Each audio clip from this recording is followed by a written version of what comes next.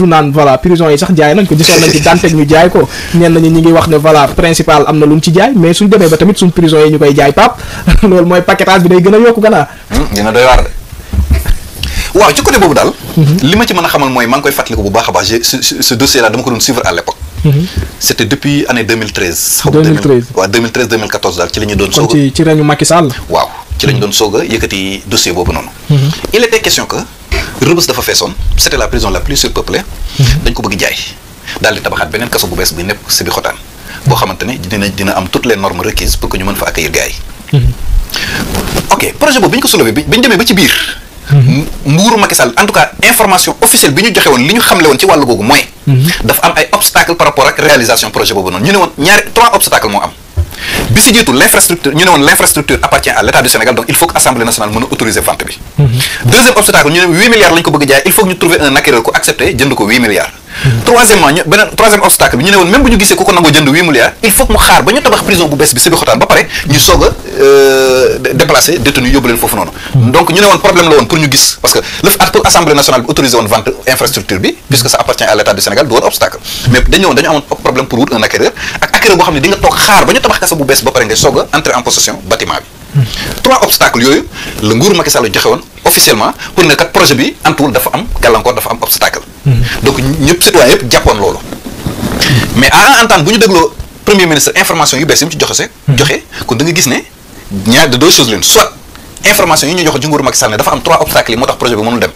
soit donc loolu du woon xibaar bu wër wala dañu loo gëm la woon ñi ci kaw mais ci suuf ñu dem defi leneen. donc à ce niveau que pour man jar na enquête. jar na ñu def ci enquête parce que officiellement lii la ñu gëm la woon mais après ñëwaatuñu par la suite joxaat ñu beneen information pour que ñu mën a xam mbir mi fan la mujjee dañoo bàyyi woon rek nañu non y a trois obstacles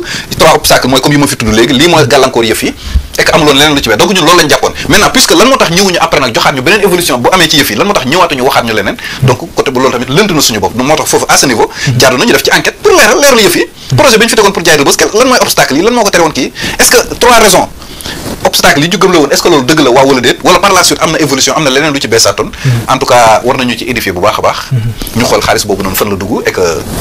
Rebeuss aussi jar na jëm pour Sénégal bëri na tey prison yoo xam ne jot nañu génn leen dëkk waay par exemple boo demee fële prison des femmes de Liberté 6 maanaam kër yi dañoo màgg ba fekk si prison bi da ngay gis étage dañuy tiim ni détenu loolu day violer seen sacralité seen dignité ak seen kii en fait est-ce que jotul tey jii prison boobu ñu sempi ko fa dem yóbbu ko feneen imaginez prison boo xam ne ay jigéen dafa nekk étage dem ba tiim kaso bi di violer seen intimité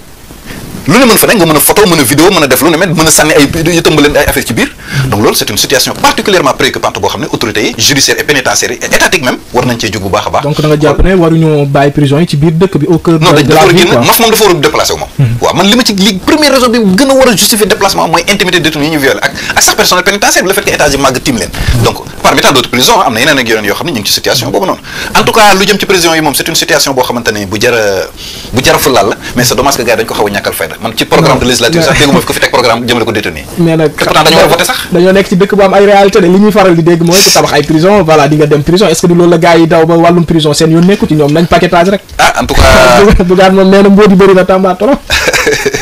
garde à vue la ëppee garde à vue gën a doy waar kaso nit boo nekkee garde à vue da nga yàkkamti dem prison prison moo ëpp taw fekk foofu garde à vue déjà garde à vue 48 heures mais 48 heures yooyu noonu mën nga faa def ñaari fan yoo xamante ne waaye man la mën nga fa def ñaari fan yu gën a saf sàpp 10 ans au kaso figure-toi que garde à vue amul matelas ci karo ngay tëdd même bu dee en période de sedd nga am asthme wala leneen ci ay karo ngay fanaan doo sangu amul sangu amul yenn toilette yi ak yu ni mel benn kii bu la ñuy def noonu rek boo bëggee boo soxlaa sa bopp donc conditions yu métti la yoo xamante ni kaso yi ba mu jot na ñu ciy wax nag gars yi nañ koy gën a fulaat ci seen programme de campagne mais aussi Sénégal droit de l'homme ñoom yooyu ñoo ko war a régler mais aussi Sénégal lan moo tax détenu yi du ñu voté man jaaxal na ma parce que amul benn loi buy tere détenu yi ñu voté pourtant lu am solo ngay wax bu may wax nag détenu provisoire yi moo tax may wax ñu àtte nga xam ne condamné guñu la nga nekk électeur et éligible war nga mën a voté ci prison yi aussi mais loi terew ko donc man su ma doon DG ñii seetu wàllum élection mais bu élection jotee dañuy yóbbu lépp ci biir kaso yi nit ñu voté parce que loi terew ko en tout cas les ñi nga xam ne condamné wuñu leen ba ñu perte seen droit civique amul benn loi bu ne Sénégal détenu provisoire warul voté et même parmi ñi ñu condamné du ñëpp ñoo ñàkk seen droit voté donc question boobu noonu sérieusement war nañ ci xool parce que plus de 10 000 détenus ay voile de te détenu bu ci nekk dis-toi que benn détenu bu la voté famille bi la mu voté parce que détenu bi il est issu ci famille boo xam ne papa yaay doom sœur mag frère tante ak ñëpp a nga fa donc loolu ce sont des voies yoo xam ni jarta négligé te ëpp na amaana bu ñu ko considéré woon sax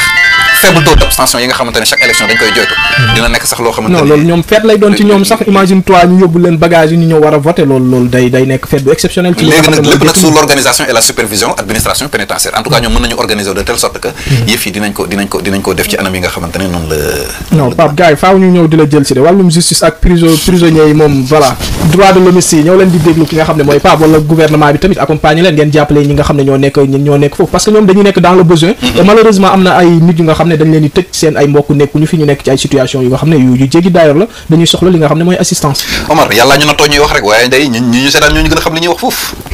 ñooñu ko gën a xam foofu amaana parfois am na koy seetaan sax ni kii di nulaar bu mag la li mu wax ni jubante la ci wax ji yàlla ñu nattoo ñu féete fii rek waaye am na ñeneen ñoo xam ne feeñu ñu kenn xamul ne gisuñu leen fenn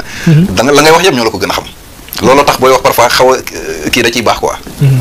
xaw a kii da ciy wax mais daal xam naa ne détenu yi daal soxna nañu ñu assister leen bu baax a baax muy Sénégal yi nekk biir réew mi ak bitim réew surtout waa ci mboolem 37 prisons yi nekk ci Sénégal nag waa bitim réew moom waa prison Matam tam soxla nañu taxaw leen waa Matam waaw sama dëkk la maa ngi leen di ziar waa Thiarène foofu laay njëkkee nag seedu yi bu leen siisu parce que Thiarène laay njëkk nuyu waa Thiarène bu baax a baax waa Seedo Abasan di jaajëfal sama gars yi xam naa li ñu cërale woon ci wax mais bu nuyoo waa Thiarène man tam mu nuyu waa Gandiaye xam nga Sénégal dafa am ñaari Gandiaye te xamuñu ko suñu ne Gandiaye xel day dem ci Kaolack alors que Saint-Louis am na Gandiaye mooy benn dëkk la bu nekk dans la commune de Ross Béthio waaw boo jógee pont gendarme jëm côté voie yoonu Richard Toll yoonu Dagana moom ngay jot avant ngay jot Tilène dëkk boobu ñuy wax Tilène boo rombee juste pont gendarme rek avant nga jot Tilène Gandiaye moo nekk foofu donc dafa am Gandiaye Waalo am Gandiaye bu Ndukumaan bu Kaolack ñaari Gandiaye moo am Sénégal mais nit ñi dañ leen di xaw a dañ leen di waaw ku wax sama dëkk la yow ma ne Gandiaye rek nga ñëw da ngeen a siwul ku wax sama dëkk la yow moom teel ngaa jugé de yow de boo doon juge moom tëj nga Nabou dégg bu yàgg doo ko may liberté provisoire Nabou du ma ko tëj Nabou moom man du ma ko tëj moom su ma nekkoon juge du ma tëj Nabou doy na war dinaa jéem a waxtaan ak moom de xool lu may def ba génnee ko quoi en tout cas yàlla na ko yàlla defal jàmm mi ngi noonu daal moom est-ce que du marié temps yi sax Nabou lay loolu man xam naa ñoo xam ne pare nañ taxaw temm ne dañ koy takk de waaw